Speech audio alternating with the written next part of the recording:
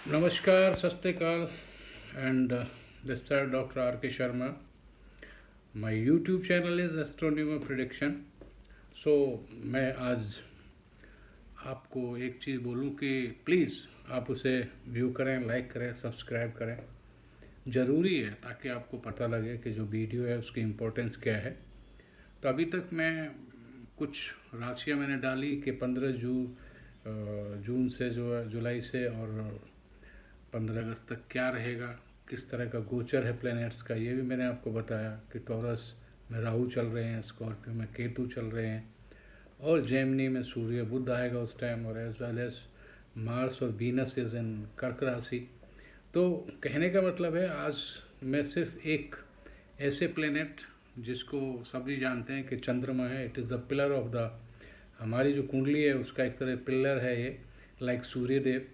तो जो चंद्रमा हैं उनका पहले थोड़ी इंट्रोडक्शन ये है कि चंद्रमा जो है वो हमारा मन का कारक है, हमारी माँ है. एट द सेम टाइम चंद्रमा ये है कि आपका मन जो है ना चंद्रमा से ही कंट्रोल होता है. चंद्रमा राजयोग भी देता है. ये डिपेंड करता है कि आपका चंद्रमा किस भाव में बैठा है, किस राशि में बैठा है, तो इस पर डिपेंड करेगा. मेन चीज़ ये है कि चंद्रमा बहुत अच्छा प्लेनेट है, एक ममता भरा है, और इसके जो भगवान हैं वो हमारे शिव हैं. तो शिव तो आपको पता ही है, वो क्रिएटर भी हैं, डिस्ट्रॉयर भी हैं, और जो जस्टिस दे रखा है वो शनिदेव को दे रखा है, क्योंकि ही इज़ द जस्टिस. क्योंकि शनिदेव सिर्फ कर्म देखते हैं. इसका मतलब क्या हुआ कि अगर आपका जो मन है और कर्म एक साथ चल रहे हैं, मीन्स अच्छा मन अच्छा कर्म, तो डेफिनेटली आपको चंद्रमा बहुत दे जाता है, क्योंकि it is basically depend on your Karma also. But at the same time मैं आपको 15 जुलाई से 15 अगस्त तक के बारे में थोड़ा बता रहा हूँ, क्योंकि आपका जब मैं 4 लिखूंगा तो आपकी लगन जो है वो कर्क राशि है, और कर्क राशि के बारे में ही कि 15 जुलाई से 15 अगस्त क्या होगा. आपको मैं बताऊं कि 4 जब मैं लिखूंगा तो आपकी लगन हो गई. उसके अंदर कौन कौन से प्लैनेट आ रहे हैं, वो आपका मार्स और वीनस आ रहा है, राइट. और अगर आप वीनस को और मार्स को देखें तो मार्स जो है एक तरह से एनर्जेटिक है, लगन में आएगा. नेचुरली कोई भी प्लेनेट अगर लगन में होती है तो आप ये समझ लेना भाई कि वो अच्छा रिजल्ट देगी, राइट.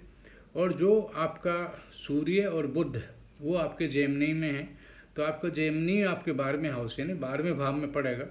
और जो आपका राहु है वो बहुत बढ़िया आ गया, आपका गेन में आ गया, राइट, टॉरस का. अब आप ये देखिए कि राहु आपका टॉरस में है. एट द सेम टाइम जो टॉरस का लॉर्ड है वीनस, वो कहाँ बैठा है, लगन में बैठा है. Is it clear.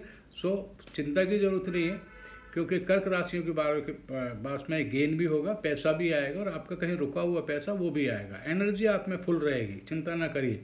उसके अलावा जब आपका सूर्य और बुध, मैं बोल रहा हूँ कि 12वें में है, तो सूर्य बहुत अच्छा गोचर करता है, बट बुध अपने 12वें हाउस में मीन्स अच्छा गोचर नहीं करता. But at the same time जब मैं देखता हूँ कि 3, 4, 5, 6, तो कहाँ बढ़ गया आपका जो मरकरी है वो आपका लॉर्ड हो गया 3, 4, 5, 6, तो थर्ड हाउस में. तो थर्ड हाउस में मरकरी उतना अच्छा गोचर नहीं करता, but at the same time जो मरकरी का गोचर होता है वो 2nd, 5th, 7th और 10 और 11 तो कर्म और गेन के हैं, तो उसमें अच्छा गोचर करता है.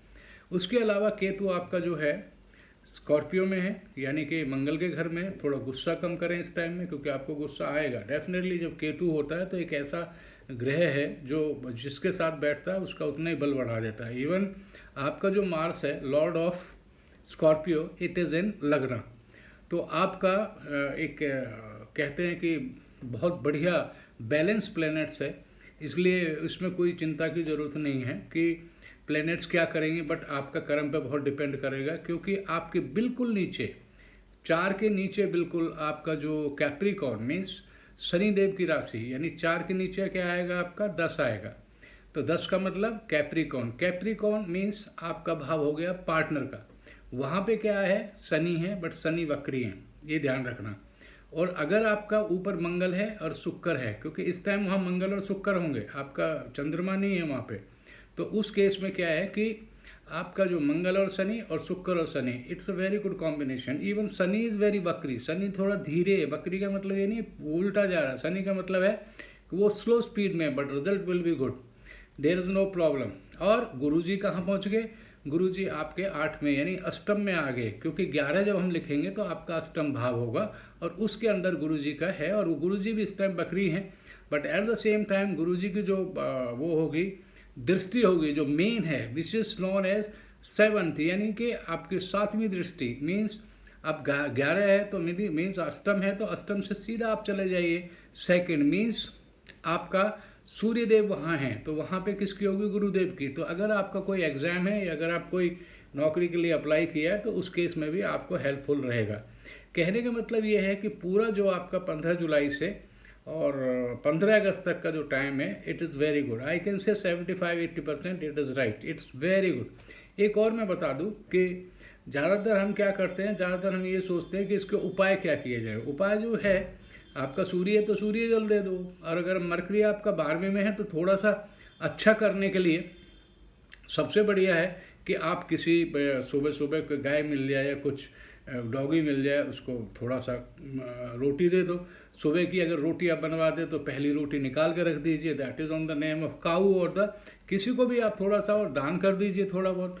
और मंगल की जहाँ तक बात है, जो आपका लग्नेश है, हालांकि शुक्र में बैठा है और थोड़ा सा 4 में बैठा है, तो ये थोड़ा सा नीच का हो जाता है, तो इसमें आप चिंता ना करें, क्योंकि the reason is why it is नीच का, ये भी आप समझ लीजिए। क्योंकि मंगल क्या है? हनुमान बाबा का है, और हनुमान बाबा चंद्रमा किससे रिलेटेड है? It is related with a female. Is it कई क्लियर? तो वो वहाँ जाके बोलते हैं कि नीच का हो गया, लेकिन इतना डरने की ज़रूरत नहीं है। वहाँ पे सिर्फ आपको मन को कंट्रोल करना है और कुछ नहीं करना है, क्योंकि आप अगर मन कंट्रोल नहीं करेंगे, कर्म भी अच्छा नहीं होगा, तो आपको अननेसेसरी आपका पैसा खर्चा होगा, तो एक्सपेंडिचर विल बी मोर। सो इस चीज़ पे आप ध्यान रखिए।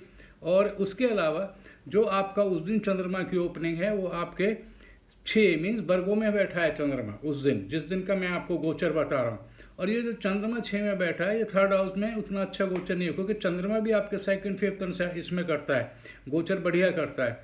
तो इसका मतलब है कि बुध के घर में अगर चंद्रमा बैठ जाए तो आपकी बहन भाइयों से भी थोड़ा बहुत मन मुटाव हो सकता है, तो उसको थोड़ा दूर रखें। बाकी मेरे हिसाब से ईश्वर की कृपा है और आप उसकी चिंता मत करिए।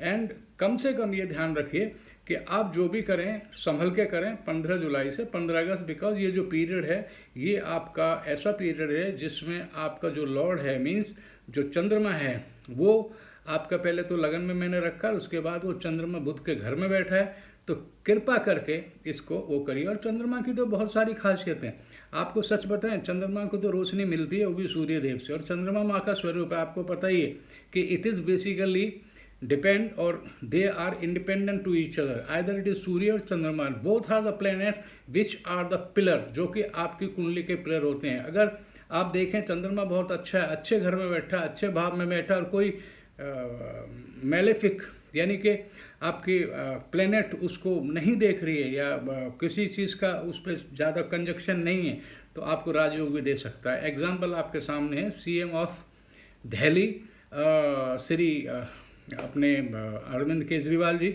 उनका चंद्रमा मैंने देखा है, उच्च का है। चंद्रमा जब उच्च का होता है तो ये समझिए कि आपका जो मन है वो बहुत उच्च का होगा, बहुत स्वच्छ होगा, बहुत नीट होगा, बहुत क्लीन होगा, और आप मन लगा के काम करोगे। जब मन लगा के काम करते हैं, लगन से काम करते हैं, पैशन से काम करते हैं, तो definitely you will get very good result in the life. Thank you very much. Again I say please view, like and subscribe. नमस्कार, सत श्री अकाल। बस इतना ही मैंने कहना है, यही आपको थोड़ा सा ध्यान से इसको व्यू करें, लाइक करें, सब्सक्राइब करें और चीज़ को जानें। Thank you very much. आगे मैं शायद कुछ राशियाँ, but at the same time मैं 2024 तक प्रिडिक्ट करूँगा by numerology and astrology. So नमस्कार, थैंक यू वेरी मच।